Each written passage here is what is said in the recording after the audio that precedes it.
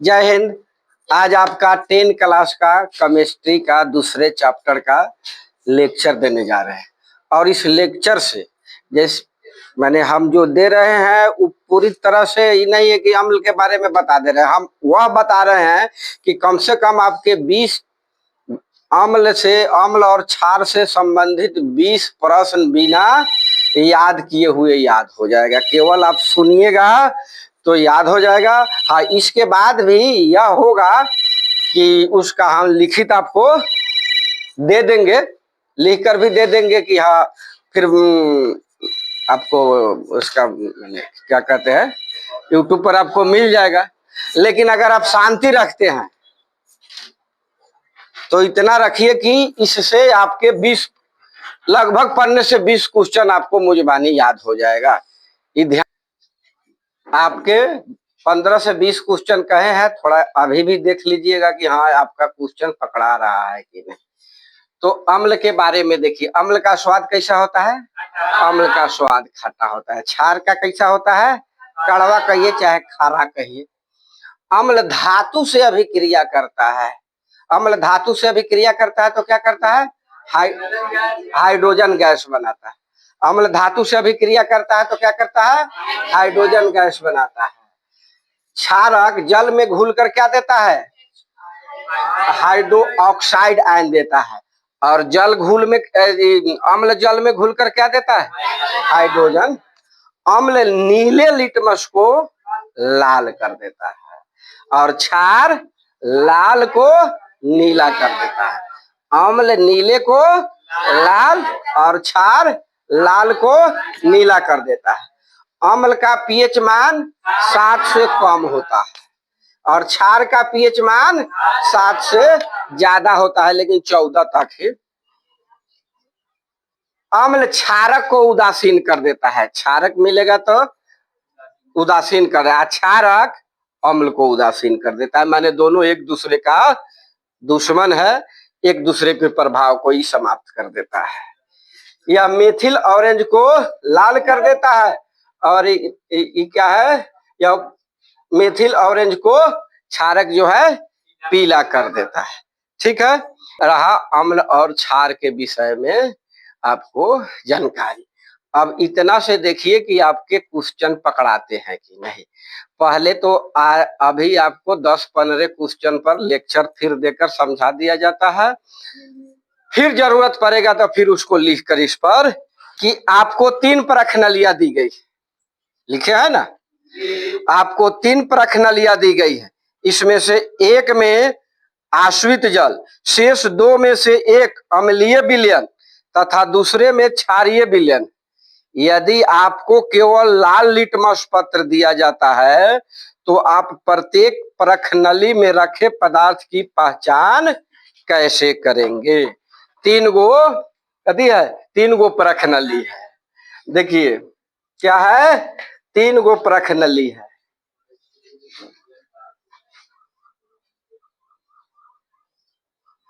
दिया कथी है आपको?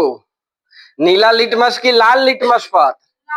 लाल लिटमस पत्र। सवाल में आपको दिया है लाल लिटमस पत्र। क्षारक क्या है? लाल को नीला कर देता है। आपके सवाल का जवाब यही पर है। क्षारक लाल दिया, लाल है तो लाले से अब लड़ाई होना है, तो उस लाल लिटमस को लेंगे, बारी बारी से तीनों प्रश्नावली में डालेंगे। लाल लिटमस पत्र को लेंगे और बारी बारी से तीनों प्रश्नावली में डालेंगे। जिस प्रश्नावली में वह नीला हो गया वह कौन सा विलयन है? क्षारीय। अब उसको हटा दिए, एक को हटा दिए। अब बच गया आपके पास लाल लिटमस पत्र था तो कैसा अब हो गया है? नीला हो गया है। अब इस बचे हुए दोनों प्रश्नावली में फिर बारी बारी से डालते हैं। जिसमें वह नीला लिटमस लाल हो गया वह क्या है? अम्लीय है। अब इसको भी हटा दिए। बच गया एक, तो जल है ये, क्योंकि सवाल दिया है कि एक में अम्ल है, एक में क्षार है और एक में जल है। तो जो हमको सवाल दिया है तो क्षार पहचान में आइए गया, अम्ल पहचान में आइए गया, बच गया था पानी। तो पानी तो उदासीन होकर करता है, वो अपना आ जाएगा पहचान। दूसरा है पीतल एवं तांबे के बर्तन में दही एवं खट्टे पदार्थ नहीं रखने चाहिए। कौन सा सवाल है? पीतल एवं तांबे के बर्तन में दही एवं खट्टे पदार्थ नहीं रखना चाहिए, क्यों बताइए? चलिए इसका जवाब आपको है इलन। अम्ल धातु से अभिक्रिया, पीतल या तांबा क्या है? धातु है। तो अम्ल धातु से अभिक्रिया करता है तो क्या करता है? हाइड्रोजन गैस बनाता है। अरे जो नेचुरल गैस है, कोई भी खाना है उसमें कुछ ना कुछ गैस है, अब उसमें को अलग से कोई गैस बन जाता है, उसका तो स्वाद थोड़ा खराब बदल जाएगा, या तो अच्छा हो जाएगा या खराब हो जाएगा, मैंने कुछ ना कुछ स्वाद में अंतर होगा, हालांकि इसमें रखने पर खराब हो जाता है। तो अम्ल धातु से अभिक्रिया का दही में कौन सा अम्ल होता है? दही में लैक्टिक अम्ल होता है। दही में क्या है? लैक्टिक अम्ल है। तब लैक्टिक अम्ल तो हटाइए, पहले ये तो जानिए कि खट्टा जब लग रहा है तो अम्ल उसमें है, तो अम्ल है तो धातु से अभिक्रिया करेगा तो हाइड्रोजन गैस बनाएगा, मैंने गैस बना दिया, जिससे भोजन अरुचिकर हो जाएगा, जिससे भोजन अरुचिकर हो जाएगा और खाने में अच्छा नहीं लगेगा। साथ ही साथ बर्तन को भी संक्षारित करेगा, थोड़ा थोड़ा बर्तन झरते रहेगा, झरते झरते बाद में उसमें क्या हो जाएगा? थोड़ा थोड़ा छिद्र हो जाएगा, माने बर्तन फूट जाएगा, तो रखने से फायदा हुआ नहीं। इसलिए यह सलाह दिया जाता है कि पीतल एवं तांबे के बर्तन में दही एवं खट्टे पदार्थ को नहीं रखना चाहिए। तीन गो एक अंतर हो जाएगा, अम्ल और क्षार में जब अंतर आपको कहेगा बताइए, तो अम्ल और क्षार में अंतर के लिए भी एक अंतर यह भी हो गया। आपके 3 गो सवाल को ही कवर कर लिया। चौथा सुनिए, धातु के साथ अम्ल की अभिक्रिया होने पर सामान्यतः कौन सी गैस निकलती है? धातु के साथ अम्ल की अभिक्रिया होने पर कौन सी गैस बनती है? एक उदाहरण के द्वारा समझाएं और गैस की उपस्थिति की जांच आप करें। देखिए, धातु के साथ अम्ल की अभिक्रिया होने पर कौन सी गैस बनती है? ये चौथा या 5वां सवाल आपका आया, तो यह भी जवाब आपको यही लेना है। धातु के साथ अभिक्रिया करने पर कौन सा गैस बनेगा? हाइड्रोजन गैस बनेगा।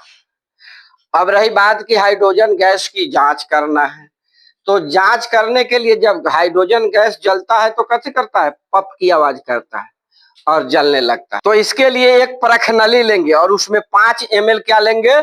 सल्फ्यूरिक अम्ल लेंगे। 5 ml सल्फ्यूरिक अम्ल लेंगे और उसमें जिंक के टुकड़े डाल देंगे। जिंक क्या है? धातु है। तो जब जिंक का टुकड़ा उसमें डाल देंगे तो जिंक के टुकड़ा पर देखेंगे कि थोड़ा थोड़ा उस पर गैस का बुलबुला दिखाई दे रहा, तो उस गैस के बुलबुले को निकास नली के सहारे एक अलग बर्तन में प्रवाहित करेंगे। प्रवाहित करने मैंने साबुन के विलयन में प्रवाहित करेंगे।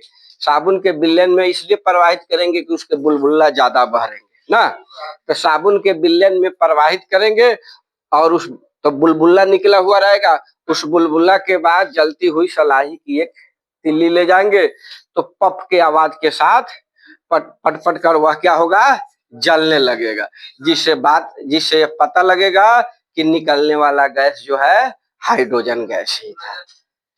ठीक है, अगला क्वेश्चन देखिए, देख लिए कई गो क्वेश्चन? 1 2 3 एगो ये हो गया 4। अगला क्वेश्चन है, कोई किसान खेत की मृदा किस परिस्थिति में बिना बुझा हुआ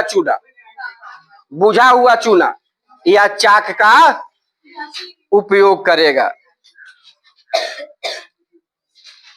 किसान किस चीज का उपयोग कर रहा है?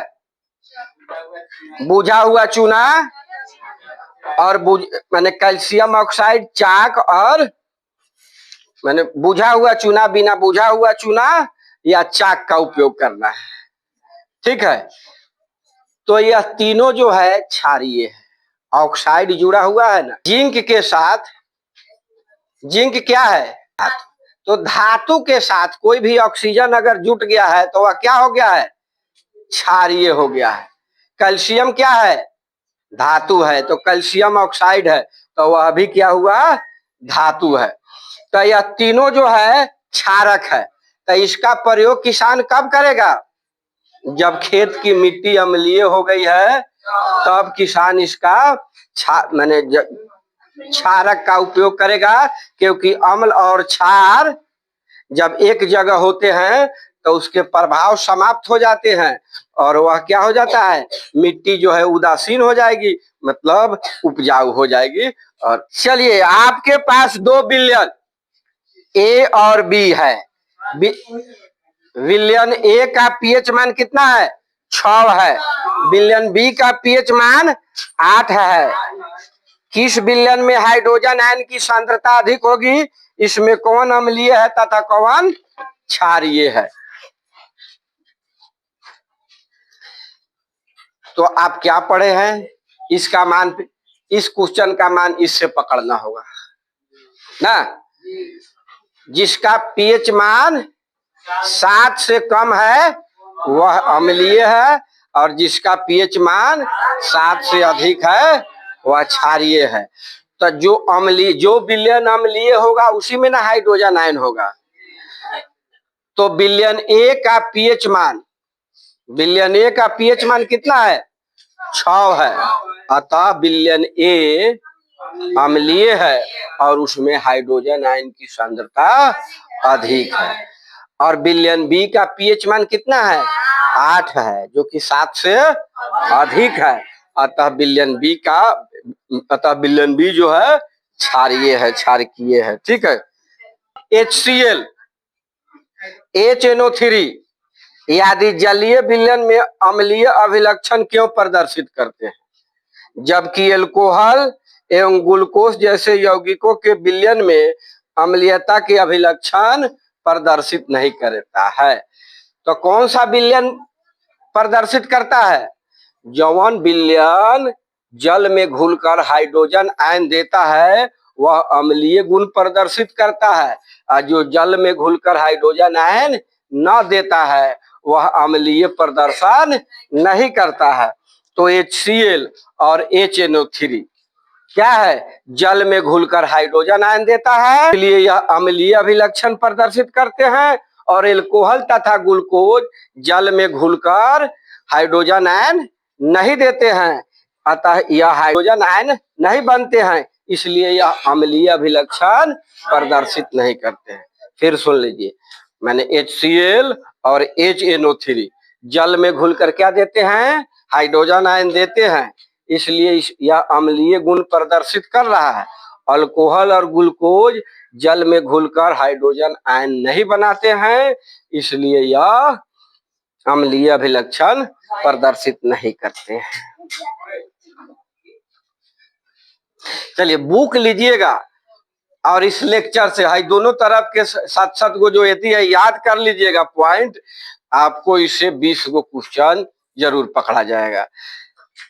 20 के लेक्चर में तो लग रहा है कि नहीं सकेगा आदमी, उम्रो भेले अब 50-53 वर्ष भेले। अम्ल को तनुकृत करते समय, अम्ल को तनुकृत करते समय यह क्यों अनुशंसित किया जाता है कि अम्ल को जल में मिलाना चाहिए, न कि जल को अम्ल में। जल के साथ अम्ल का जो विलयन है ना, यह ऊष्माक्षेपी है। जैसे एक उदाहरण लीजिए, आपके घर में तेल में कोई सरसों तेल में कोई चीज छना रहा हो और उसमें पानी गिर जाएगा तो क्या होगा, एकदम बुझाएगा कि आग लग गया, एक बार कड़ाम कड़ाम से धुआं नहीं उठ जाएगा। तो उसी तरह से अम्ल में अगर जल पड़ेगा ना तो एकाएक बहुत सा गैस निकलेगा, फलाम से मन हो सकता है। अम्ल तो ज्यादातर शीशी के बोतल मैंने शीशा में ही रहता, तो जोर से मारेगा और फूट जाएगा, फूट जाएगा तो आपके हाथ पैर जल जाएगा। इसलिए अम्ल को तनुकृत करते, तनुकृत मतलब ढीला करते समय यह सलाह दिया जाता है कि अम्ल को जल में मिलाइए, और वो मिलाते समय हिलाते रहिए। अम्ल को जल में मिलाइए, जल को अम्ल में ना मिलाइए। हो गया, आगे बढ़ा जाए।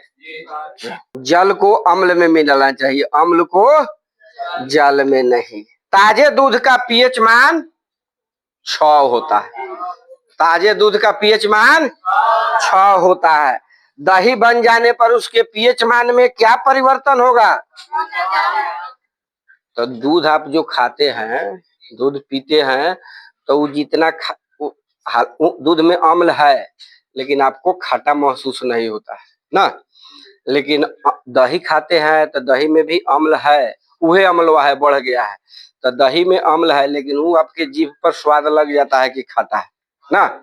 मतलब अम्ल पहले से घट गया, मैंने अम्ल बढ़ गया, पीएच मान घट गया। पीएच मान घटेगा तो अम्ल जो है बढ़ जाएगा। तो इस सवाल कह रहा है कि ताजे दूध का पीएच मान 6 है, दही बनने पर इसके पीएच मान में क्या परिवर्तन होगा? तो दही बनने पर पीएच मान घट जाएगा। दही बनने, क्योंकि जब अम्ल बढ़ेगा तो पीएच मान घट जाएगा। चलिए एक और सवाल है इसे पीएच मान से ही। एक ग्वाला, बिट्टी उघाड़ कर देखिएगा, सबका एथी भी भेज देंगे हम। एक ग्वाला ताजे दूध में थोड़ा बेकिंग सोडा मिला देता है बबुआ। एक ग्वाला ताजे दूध में थोड़ा क्या मिला देता है? बेकिंग सोडा मिला देता है। ताजे दूध का पीएच मान 6 से बदलकर थोड़ा क्षारीय क्यों बना देता है? इस दूध को दही बनने में अधिक समय लगता है। कारण ये सब बताइए कि काहे लगता है? तो दूध की प्रकृति कैसी होती है? अम्लीय होती है। दूध की प्रकृति अम्लीय होती है। दूध की प्रकृति क्या होती है? अम्लीय होती है।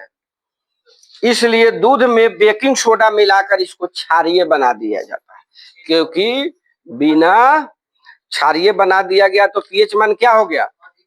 अधिक हो गया। अब पीएच मान कम होगा तो और अम्लीय हो जाएगा, तो ज्यादा अम्लीय होगा तो दूध फट जाएगा। तो उसको क्या कर दिया? थोड़ा क्षारीय बना दिया, ताकि दूध अधिक समय तक रह सके, यानी दूध फटे ना। दूध के फटने का मतलब है कि वो और खट्टा हो गया। ऐसे दूध को दही बनने में अधिक समय क्यों लगता है? सवाल है। ऐसे दूध को दही बनने में इसलिए अधिक समय लगता है कि दूध में बेकिंग सोडा आप मिलाकर उसको क्षारीय कर दिए, तब पहले दूध फिर अम्लीय होगा, और जब पूरा अम्लीय हो जाएगा तो फिर तब जाके दही बनेगा। तो क्षारीय से अम्लीय होने में थोड़ा समय लगेगा, इसलिए इसको देर लगता है बनने में। चलिए कुछ और रह गया तो दूसरे दिन अब देख दिया जाएगा।